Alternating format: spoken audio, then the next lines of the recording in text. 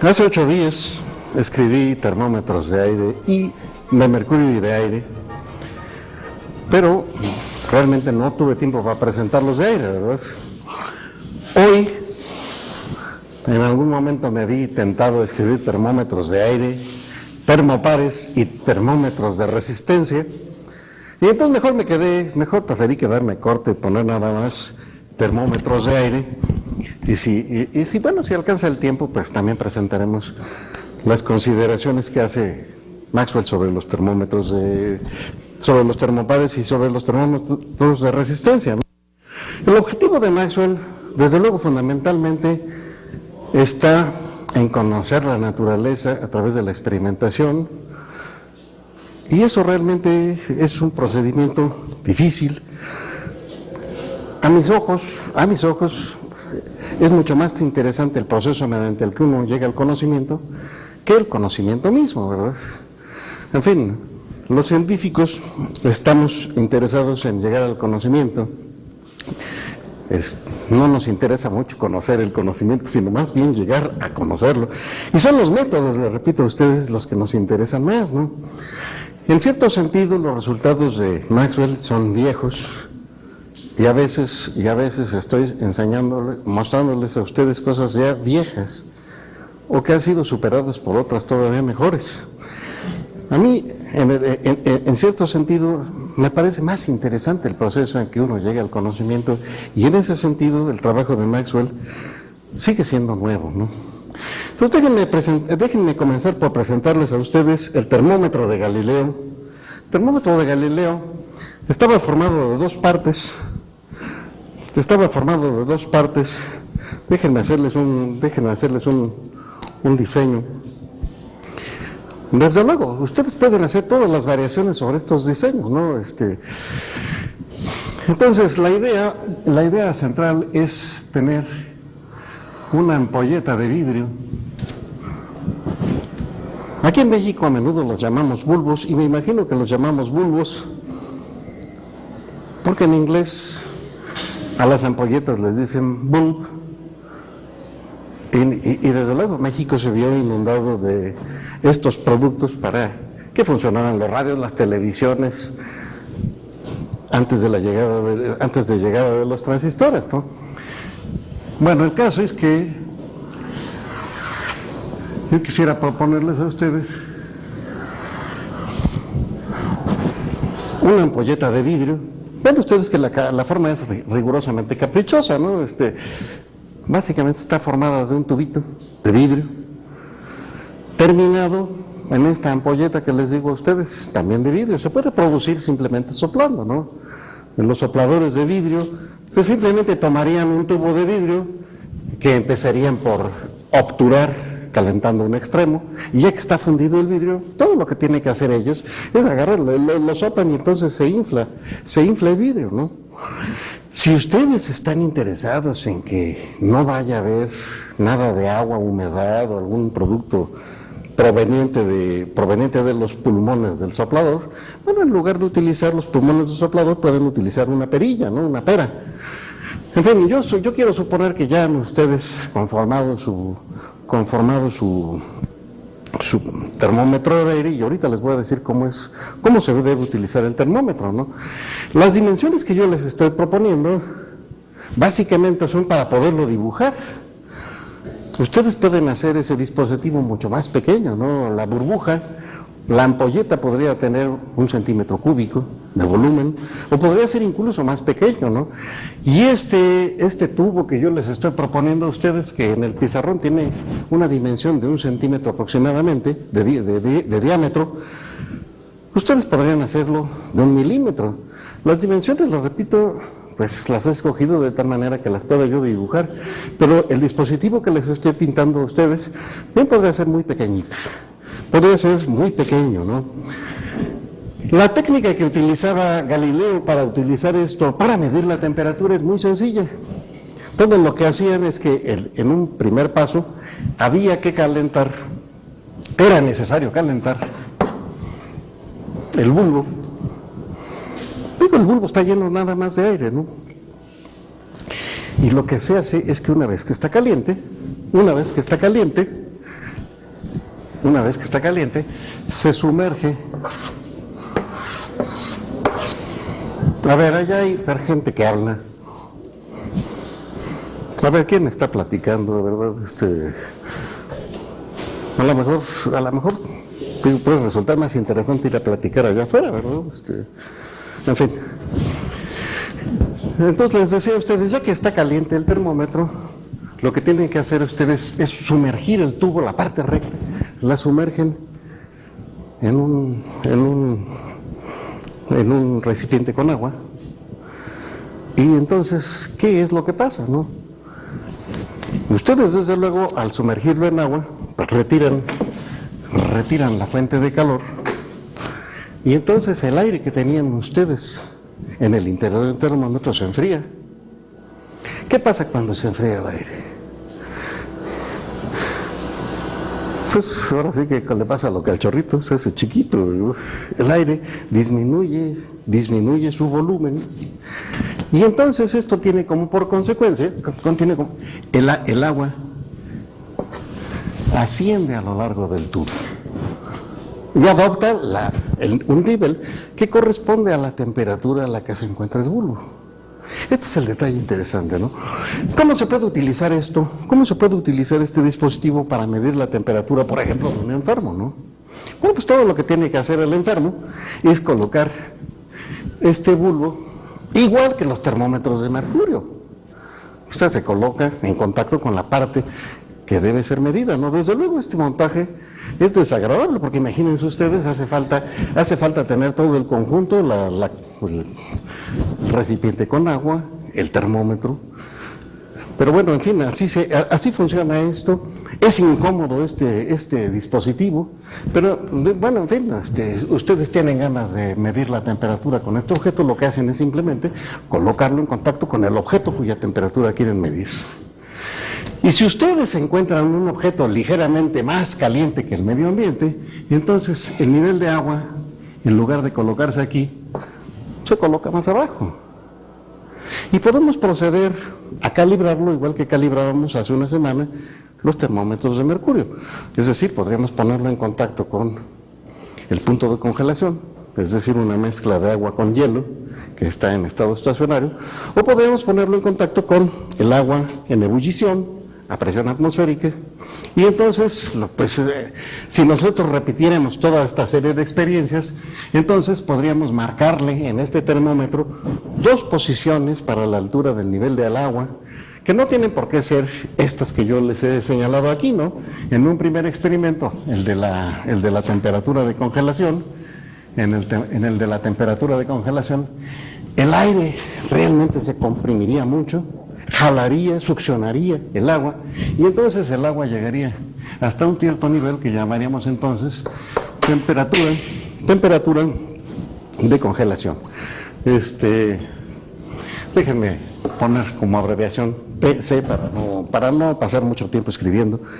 Y la otra, si esto lo pongo en contacto con agua en ebullición, entonces el gas se expande y entonces baja el nivel del agua, y entonces aquí estaría yo colocando la temperatura de ebullición. Ustedes saben que la semana pasada pues propusimos 2 valores para esas temperaturas, ¿no?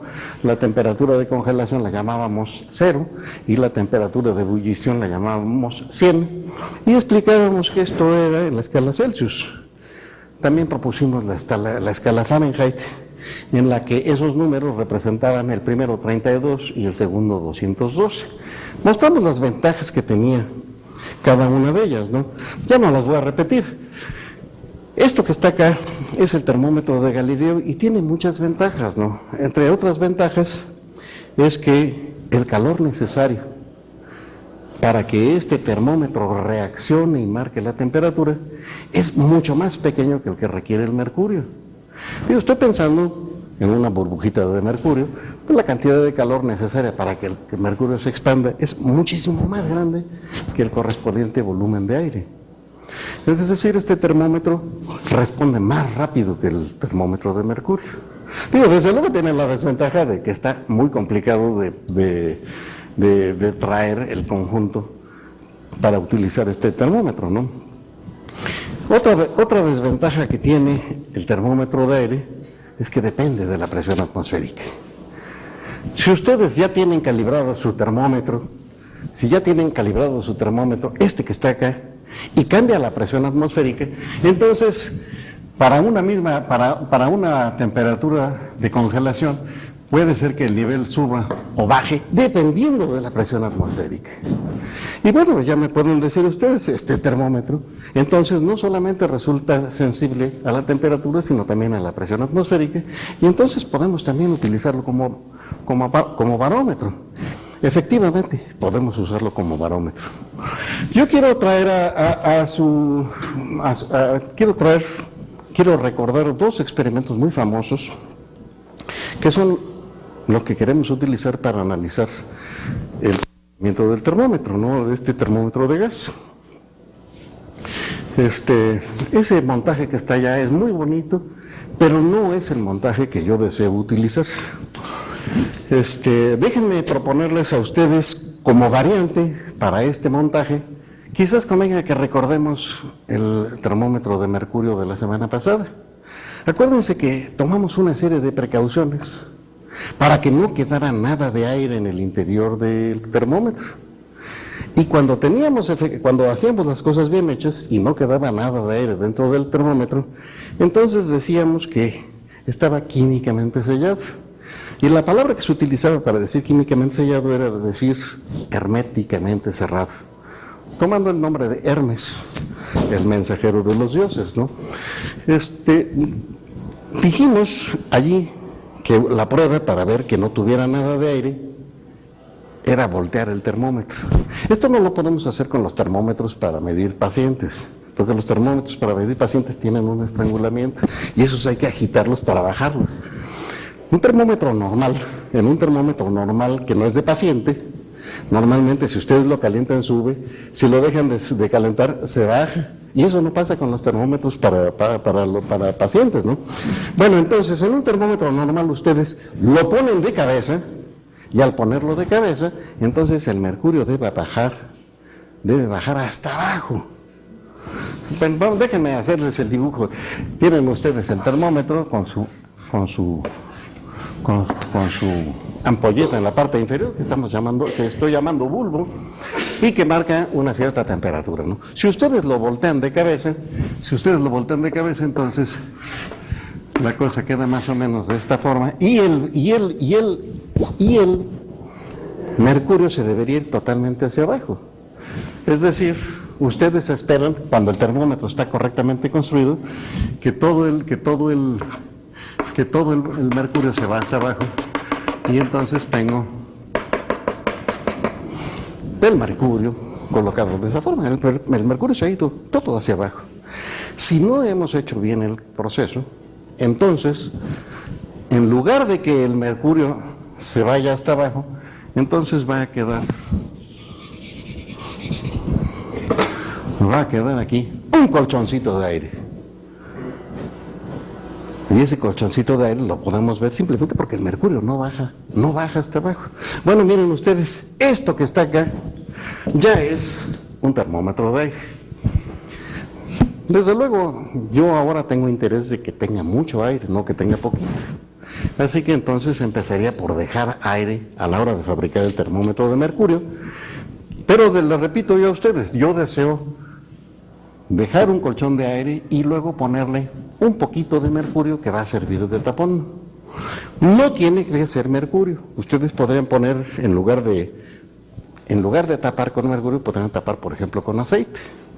Y entonces lo que van a tener ustedes va a ser un tubo que tendrá esta forma. Tendrían ustedes entonces el colchón de aire, y aquí tendrían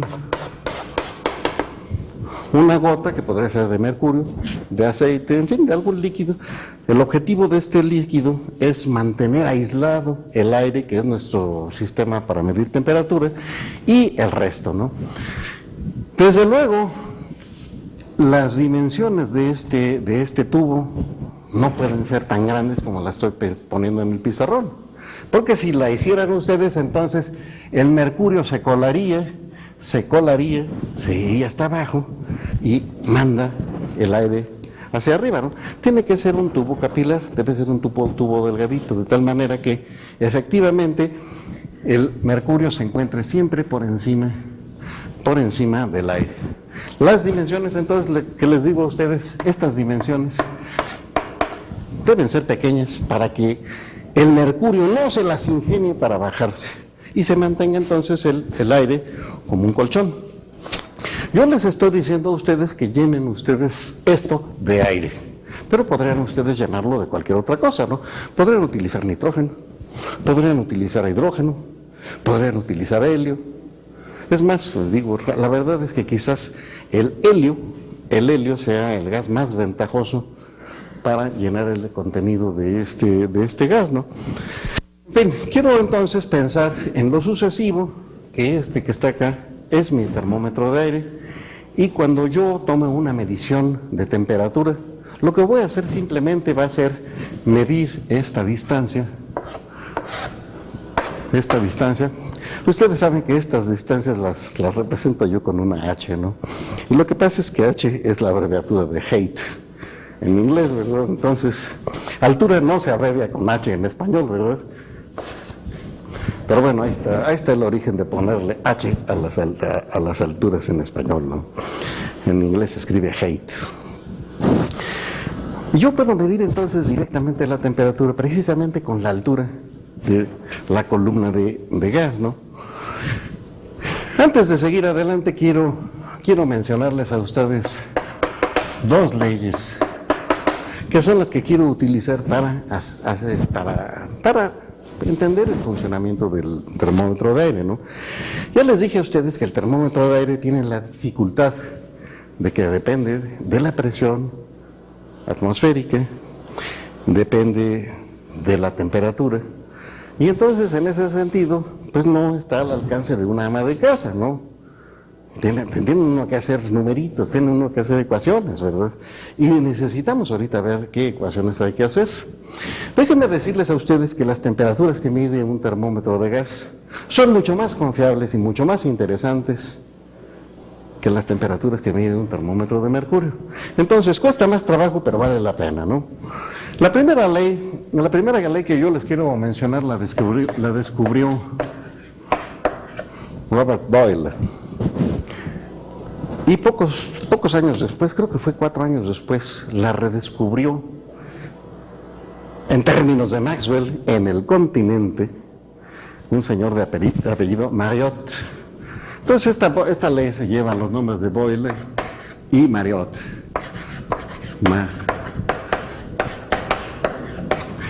Y les repito, el texto de Maxwell dice, y allá en el continente, digo como si estuviera diciendo en la luna, ¿verdad? Allá en el continente lo descubre también un tal Marriott. La ley dice lo siguiente, ¿no? La presión de un gas, por ejemplo, la presión aquí, es rigurosamente proporcional a la densidad del gas encerrado dentro de ese sistema, ¿no? ¿Qué es la densidad? Bueno, recuerden ustedes que la densidad es el cociente de dividir la masa entre el volumen. Y ahora, en este experimento, la cantidad de aire que está aquí siempre es la misma, ¿no? Por eso yo he sellado el conjunto con esta gotita de mercurio o de aceite, ¿no? La cantidad de gas que hay por debajo siempre es la misma. Entonces, decir que la presión es proporcional a la masa entre el volumen, y dado que la masa siempre es la misma, porque siempre se trata del mismo gas, entonces, pues en última instancia, lo que yo estoy escribiendo, la ley de Boyle y Marriott en estas condiciones, simplemente establece que la presión es inversamente proporcional al volumen. Esta es la ley de Boyle y Marriott. Hay un tercer individuo que también estuvo trabajando sobre esta ley, y es el señor, bueno, Maxwell lo menciona como Rankine. Yo me imagino que era inglés, ¿no? Pero no sé por qué tengo la impresión de haber escuchado su nombre afrancesado, ¿no? Es decir, de haber oído hablar de Monsieur Rankine, no Mr. Rankin, sino Monsieur Rankin. En fin, hay una tercera persona que hace un análisis muy cuidadoso de esta ley, ¿no? Hoy no tengo ganas de quedarme demasiado en esto, porque sí tengo ganas de mencionarles a ustedes el funcionamiento de los termómetros de gas, ¿no? Bueno, hay un segundo investigador, Monsieur Charles. Este sí es francés, a pesar de que se oye en inglés. Este señor sí es francés. Charles es el primero que descubre esta ley. Sin embargo, hay otras dos personas que son Gay-Lussac, por un lado, y Dalton, por otro, que son los que la dan a conocer, ¿no? Entonces, a pesar de que es de Charles, la ley es conocida como ley de Gay-Lussac y de Dalton. La ley establece lo siguiente, ¿no? Esta es una ley que normalmente viene falsificada en los textos, sobre todo en los textos de física, que tienen pues como objetivo mostrar en última instancia las leyes de los gases, ¿no? Digo que viene falsificada porque viene de alguna manera ya presentada de tal manera que pues nos permite conocer otras cosas posteriores, ¿no? Sin embargo, la versión original dice más o menos lo siguiente. Déjenme representar con la letra B el volumen del gas. Ahora, yo deseo considerar el volumen de gas a dos temperaturas diferentes. Quiero considerarlo a la temperatura de congelación y a la temperatura de ebullición. Entonces, yo creo que lo más correcto sería, por ejemplo, decir el volumen a la temperatura de ebullición para el volumen que ocupe cuando tiene esa temperatura, y quiero hablar de la temperatura del volumen a la temperatura de congelación. Estos dos volúmenes yo los debo medirlos con mucho cuidado. Bueno, decía entonces Charles que si hago la diferencia entre estos dos, el volumen a la temperatura de ebullición y le resto la temperatura de congelación, y esta diferencia la calculo respecto del volumen a la temperatura de congelación. Bueno, ya está poniendo fea, ¿verdad? Volumen a la temperatura de congelación. Este resultado es exactamente el mismo para todos los gases. Bueno, ustedes, eso es una ley hermosa, ¿no? Mientras que el coeficiente de dilatación es diferente para todos los líquidos, incluyendo el mercurio, o para todos los sólidos. Y no solo eso, en el mismo mercurio depende de la temperatura. Bueno, este resultado es idéntico, no importa que sea aire, hidrógeno, helio. Digo, la única restricción es que en este intervalo de temperaturas que va desde la temperatura de congelación hasta la de ebullición, el gas se siga comportando como gas. ¿Qué quiero decir eso? Bueno, lo que quiero es evitar que se me congele. Porque si se congela, deja de ser gas. Y hay gases que se congelan a diferentes temperaturas, ¿no? Entonces, si ustedes utilizan un gas de tal manera que en este intervalo de temperaturas el gas se comporte como gas en todo momento, entonces este cociente es exactamente el mismo para todos los gases. Y esta es la ley que descubrió Charles. Yo estoy seguro que ustedes la han leído en los libros de texto y se encuentran una expresión diferente. Y lo que pasa es que esa expresión diferente ya se ha cocinado de manera especial para lo que viene después, ¿no? Este cociente resulta ser igual a lo siguiente, ¿no? Es 1.3665 menos 1.0 entre 1.000. ¿Qué son todos esos números? Bueno, estoy pensando, por ejemplo, en un caso en que tenga yo 1 litro de aire. Entonces, el aire a la temperatura de congelación, en las condiciones del experimento, para una presión dada, ocupa un volumen de 1 litro. Este litro es este litro que está aquí arriba. Y esto que está acá es el volumen que ocupa ese aire, pero después de haberlo calentado desde la temperatura de congelación hasta la temperatura de ebullición. Si ustedes están registrando las temperaturas en grados centígrados, entonces esta temperatura es de 100 grados y este es de 0 grados, ¿no? Es el volumen a 100 grados menos el volumen a 0 grados, y es esta diferencia, la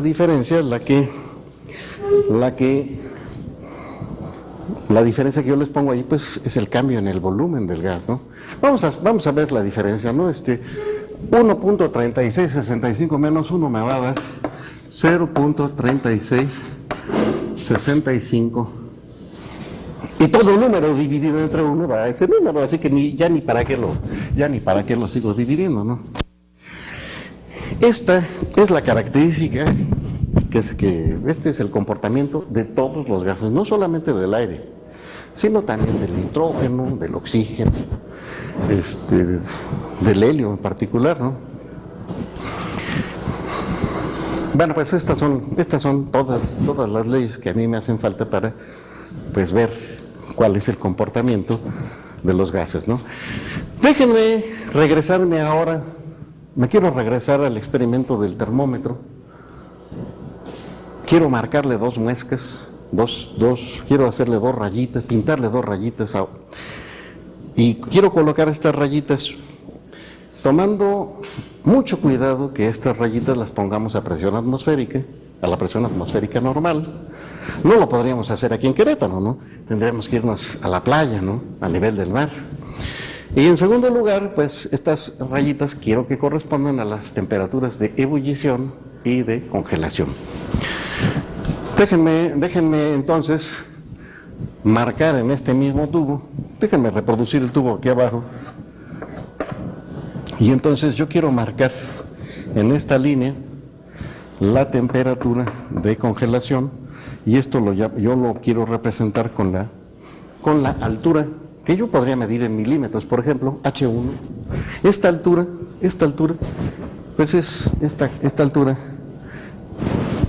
multiplicada por la sección transversal del tubo, me da el volumen del aire, ¿no? Bueno, quiero marcar una segunda señal, y esta segunda señal la pongo en H2, y esto es la temperatura de ebullición. Por favor, dense cuenta, si yo caliento el gas se expande, se hace más grande.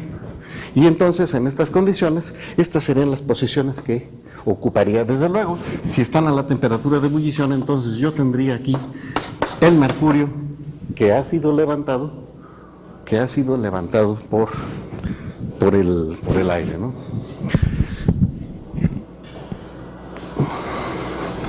Miren ustedes, básicamente en estas condiciones yo tendría, vamos a tomar la sección transversal del tubo, vamos a llamarla A, y entonces tendría yo que este volumen, el volumen de aire en estas condiciones, simplemente es H2, que multiplica la sección transversal, y este producto es lo que representa este volumen, en el caso de nuestro termómetro.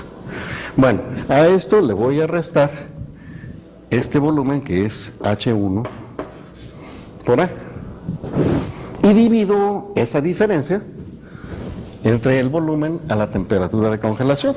El volumen a la temperatura de congelación es la altura por la sección transversal, es decir, H1 por A. Bueno, pues esto que está acá, entonces, ven ustedes, yo puedo factorizar la A arriba y abajo. Esto se transforma en A, que multiplica H2 menos H1 entre A, que multiplica H1. Y esto se puede simplificar, ¿no? Vean ustedes. Y entonces nos encontramos aquí una propiedad bien interesante, ¿no? Vean ustedes, este cociente debe ser aquel que nosotros teníamos, y vale 0.3665. Ya puedo ver yo cómo se compara H2 con H1 directamente, ¿no? Si ustedes despejaran esto y llamaran H11, entonces encontrarán ustedes que H2 automáticamente pues tiene que ser igual a 1.3665, ¿no? Pero ahora yo tengo ganas de expresar esto en términos de la temperatura, ¿no? Déjenme planteárselos a ustedes de esta otra manera, ¿no? Esta temperatura que está acá, esa temperatura que está acá, yo tengo ganas de medirla directamente, yo tengo ganas de medirla directamente por la altura, ¿no? Por la altura H de la columna. Déjenme plantearlo de esta forma, ¿no? La temperatura de ebullición vale 100 y la temperatura de congelación vale 0. Pero bueno, esta distancia, de hecho, ven ustedes, vale 0, y sin embargo esta distancia no es 0. Entonces, miren, a mí me gustaría pensar que esta temperatura que está acá la podría yo escribir como 100 más algo que yo desconozco. Y esta de aquí abajo la puedo escribir como 0 más t, que yo desconozco. Y entonces yo quiero escribir esto como la temperatura de arriba, 100 más tau, menos 0 más tau, entre 0 más tau. Vamos a simplificar esto que acabo de escribir, ¿no? Arriba, ¿qué me queda? Ven ustedes, aquí sumo tau y aquí se la resto. Tau menos tau da 0. Y luego tengo 100 menos 0 da 100. Así que aquí nada más tengo 100. ¿Y qué me queda en el denominador? En el denominador me queda tau. Bueno, esto es muy interesante, ¿no? Porque yo ya sé que 100 entre tau vale 0.3665, ¿no? Este número y este número son el mismo. Vamos a ver si podemos resolverlo. Es decir, 100 entre tau es igual a 0.3665. ¿Podremos de allí determinar cuánto vale la tau? ¿Qué tan grande tiene que ser tau para que al dividir 100 me dé 0.3665, ¿no? En fin, ustedes ya saben, para despejar esto lo que uno hace es pasar multiplicando la tau, en fin, dividiendo el 0.36, y entonces me va a quedar, después de hacer todo esto, que tau es igual a 100 entre 0.3665. Ya está ahí la respuesta especial, ¿no? A ver, vamos viendo. Si yo quiero determinar este número, entonces no me va a quedar otra que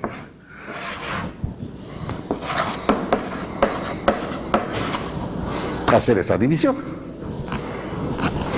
Nadie tiene calculadora. Pues, si nadie tiene calculadora, yo sé dividir, ¿no? Faltaba más, ¿no? Sin embargo, se va uno acostumbrando a los juguetitos, ¿no? A ver, pero bueno, vamos haciéndolo, ¿no? Acuérdense ustedes que lo primero que hay que hacer es recorrer el punto, en este caso 4 lugares. Entonces lo recorremos 4 lugares y me queda 3.665. Pero el punto aquí adentro estaba aquí y lo tengo que recorrer 4 lugares. Así que 1, 2, 3 y 4. Bueno, entonces parece que ya hemos hecho la primera parte de la división. Y luego tenemos que apartar cuatro cifras. 1, 2, 3, 4, ¿verdad? Ahí está, ¿no? La estoy apartando, dejen ponerle una coma, ¿no? Y entonces me pregunto cuántas veces cabe esto en 1000. Y no cabe ni una, ¿no? No cabe. Entonces se va uno hasta la que sigue. En la que sigue ya tengo, ¿cuántas veces cabe 3.665 en 10.000? Pues mire, cabe 2 veces, ¿no? Ya la tercera no alcanza, ¿no? Así que bueno, pues la tengo que poner aquí. 2 por 5, 10 para 10, 0, llevamos 1. 2 por 6, 12 y 1, 13. Para 10, 13 para 27 llevamos 2, ¿verdad? 2 por 6, 12 y 2, 14, 14. Ya me empecé, era hasta acá. En fin, no tengo mucha experiencia. A ver, va de nuevo. 2 por 5, 10 para 10, 0, llevamos 1, 2 por 6, 12, 1, 13, 13 para 20, 7, llevamos 2, 2 por 6, 12 y 2, 14, 14 para 20, 6, llevamos 2, 2 por 3, 6 y 2, 8, para 10, 2. Va, ya salió la primera, ¿no? Vamos con la segunda. En la segunda tengo que bajar un 0. ¿Eh? ¿Qué pasó? Bueno, entonces tengo que bajar un 0 y ahora vamos viendo si puedo ver ya cómo tocar un 1000. Esto es casi como 4000 y aquí tengo 26, ¿no? 26,000, ¿no? Entonces ya sería 4 por 6, 24, ¿verdad? Pero pues aquello ni era 3000, así que debe ser un poquitito más grande, ¿no? Vamos poniéndole entonces un 7, ¿no? 7 por 5, 35 para 40, 5, ¿verdad? Llevamos 4. 7 por 6, 42 y 4, 46 para 50, 4 y llevamos 5.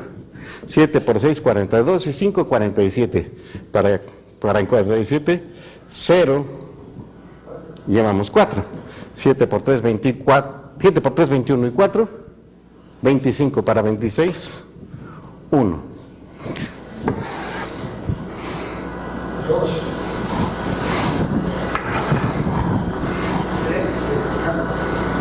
Yo ya me la sé además, ¿no? De hecho ya no la sabemos todos. Es la temperatura de los 0 grados es la temperatura de congelación respecto al 0 absoluto, ¿no? Entonces miren ustedes, realmente si yo quiero que funcione esto, si yo quiero que funcione la ley de Charles en este sentido, con estos datos, entonces la elucubración sería la siguiente, ¿no? Si yo bajo más la temperatura, el volumen del aire se va haciendo chiquito, chiquito, chiquito, chiquito. Y si yo llegara a una temperatura de menos 273 grados, el volumen de esto debería ser 0. Desde luego, Maxwell, muy cuidadoso, dice, nunca se ha observado esto, jamás. Es más, dice Maxwell, ni siquiera me espero yo que de alguna manera se pueda producir un estado en que el volumen se haga rigurosamente nulo, ¿no? Debe haber, dice Maxwell, un volumen mínimo más allá del cual ya no se pueda bajar más. Y continúa diciendo Maxwell, si nosotros seguimos enfriando el gas, le seguimos extrayendo calor, va a haber un momento que ya no le podamos extraer nada. Y al extraer nada, entonces va a ocupar un volumen remanente. Y este volumen remanente, entonces, es al volumen que debe tender en última instancia. No puede tender al volumen 0, ¿no? Bueno, déjenme decirles a ustedes, ¿no? Esta temperatura, en fin, si ustedes continúan haciendo este proceso de división, van a obtener más cifras decimales. Sin embargo, yo no he querido seguirle sacando más cifras decimales, porque estos datos son datos de la época de Maxwell, son datos muy viejos. Ahora ya tenemos datos mucho más precisos y tenemos una idea mucho más precisa de dónde se encuentra la temperatura del 0 absoluto, ¿no? Entonces, dicho de otra manera, esto que está acá, donde pongo este número aquí, va a ser la temperatura del punto de ebullición, nada más que expresada en esta nueva escala de temperaturas, que es la que llamamos escala de temperaturas absoluta. Déjenme decirles a ustedes que con estos éxitos, porque esta escala resulta ser independiente del gas, pónganle ustedes el gas que le pongan, siempre resulta prácticamente lo mismo, ¿no? Digo prácticamente porque tampoco quiero mentirles, ¿no? Es decir, si ustedes trabajan con un gas que está cerca de su punto de congelación, es decir, de transformarse en un líquido, entonces los resultados empiezan a ser diferentes de esto. Y entonces los resultados no son confiables. Lo que nosotros decimos es que el resultado es rigurosamente correcto en el límite asintótico en que la presión del gas tiende a ser. Y ya en estas condiciones, esta ley es rigurosamente válida, ¿no? Eh, déjenme proponerles a ustedes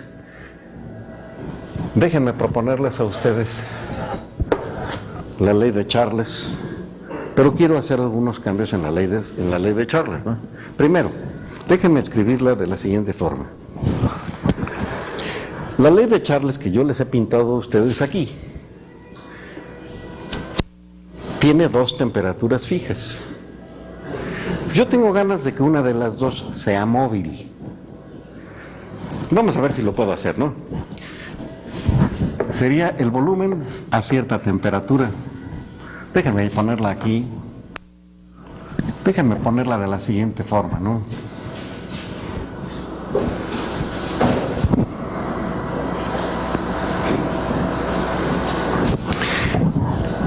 Es tau más una temperatura que no sé cuál sea, ¿no? Podría ser 0, podría ser 100, podría ser 50, podría ser el punto de congelación del mercurio. En fin, esta que está acá es la que voy a poner allá. Esta la dejo como estaba antes, ¿no? Es menos V de tau más 0. Y esto lo divido entre V de tau más 0. Lo que estoy poniéndoles a ustedes es exactamente esto mismo. Ahora, quiero que multipliquen arriba y abajo por la presión. Si ustedes multiplican ese número por P entre P entre P vale 1, están multiplicando aquel número por 1, así que no cambia nada. Bueno, entonces, multiplican arriba y abajo por P entre P, y entonces yo quiero que esto sea igual a esta expresión que tenía acá, con una sola diferencia. Bueno, ustedes que aquí mi segunda temperatura llevaba un 100, mientras que ahora tengo ganas de que lleve simplemente la letra T minúscula. Entonces, yo pondría 100 más T. No, espérense, no, eso no. Es esta temperatura. Tau más T. Menos 0 más tau entre, y en el denominador tengo 0 más tau. Bueno, pues esta es la nueva ley de Charles. Esta ley de Charles, si ustedes pusieran T minúscula igual a 100, sería exactamente esta ley. Ahora vamos a ver cuáles son los cambios, ¿no? En primer lugar, déjenme multiplicar la P por estas dos. Entonces tengo P que multiplica al volumen por tau más T menos V de tau más 0 da tau entre la presión por el volumen evaluado en tau es igual. Esta diferencia, pero la tau se cancela, entonces simplemente vale T entre tau. Bueno, pues esta que está acá es la nueva expresión para la ley de Charles. Yo quisiera señalarles a ustedes que no le he puesto nada, ¿no? Ni siquiera en esa ley, ni siquiera le he puesto que la tau vale 273. Ya sabemos nosotros que la tau vale 273, ¿no?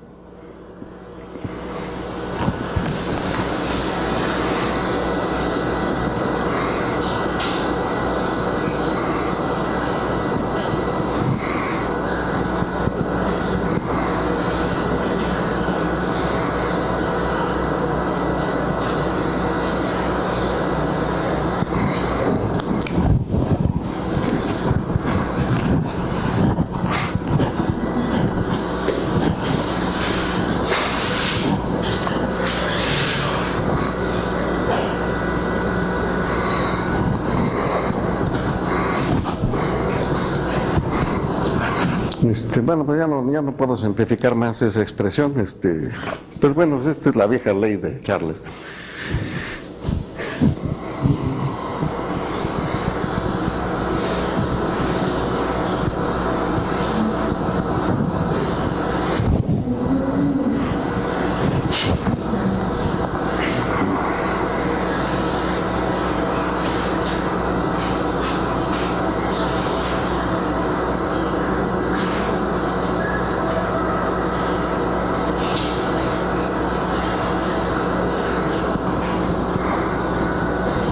Me hubiera gustado darles una expresión más sencilla, pero ahorita no salió la expresión más sencilla. Bueno, pues hasta aquí llegan los termómetros de aire, ¿no? Los termómetros de aire tienen el mérito extraordinario de habernos mostrado que existía una temperatura mínima. Y esta temperatura mínima resulta ser igual a menos 273. Digo, antes de esto, podíamos haber pensado que la temperatura mínima quizás fuera la de congelación del mercurio, ¿no? Que ocurre más o menos a 40 grados centígrados con signo negativo. Y más allá de eso, pues ya no se puede saber. Esta tiene la ventaja de que, pues sí, nos hace pensar que existe una temperatura tan baja, más allá de la cual ya no podemos llegar, y esa temperatura es el cero. Quisiera hacerles notar que los gases no nos permiten suponer que haya una temperatura máxima más allá de la cual ya no pueda uno llegar, ¿no? No existe, al menos no hemos descubierto un límite por la parte de las temperaturas elevadas, ¿no? Bueno, en fin, déjenme ahora presentarles a ustedes un experimento para medir temperaturas, pero utilizando termopares. En los termopares lo que ustedes hacen es juntar dos metales. Este que está acá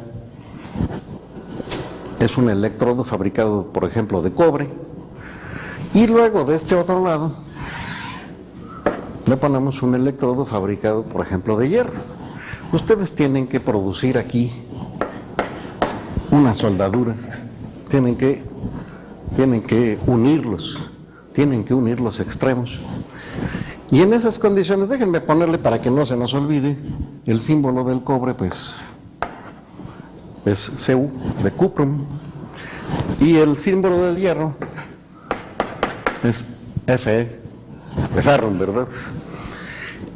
Y en estas condiciones, si ustedes tienen todo el circuito a una misma temperatura, no pasa nada. Sin embargo, si la temperatura de este lado es diferente a la de este lado, entonces se produce una corriente eléctrica que recorre el circuito, ¿no? Y pues se convierte en una batería, ¿no?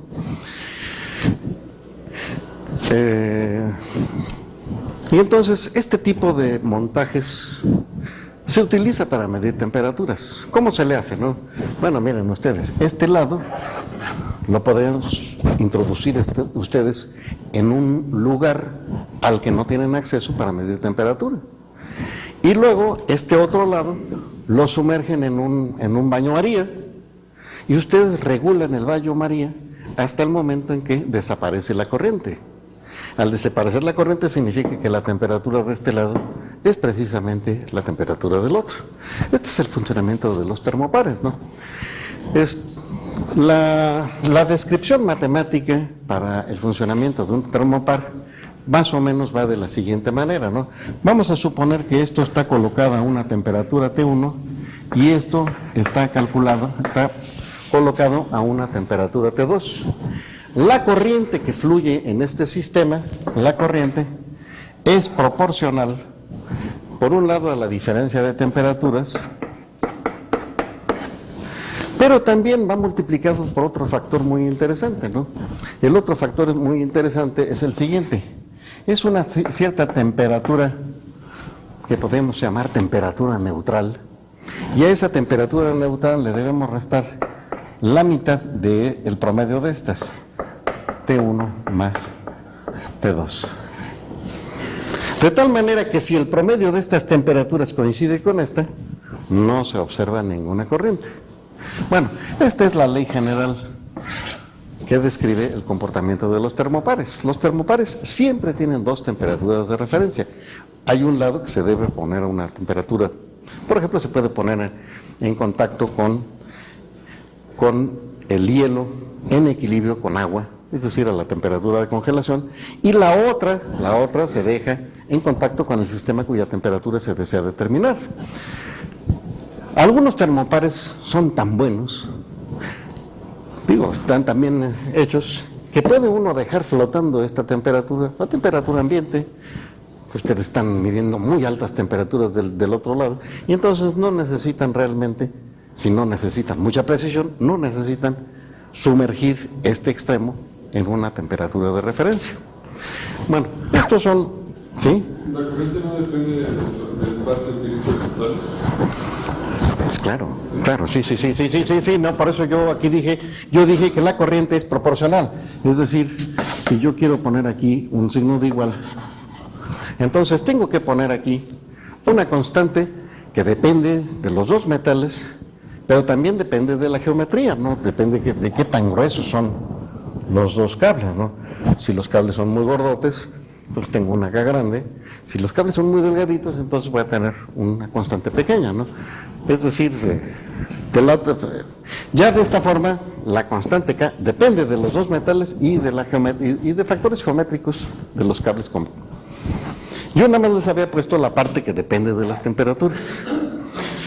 Bueno, antes de pasar al siguiente tema, déjenme decirles que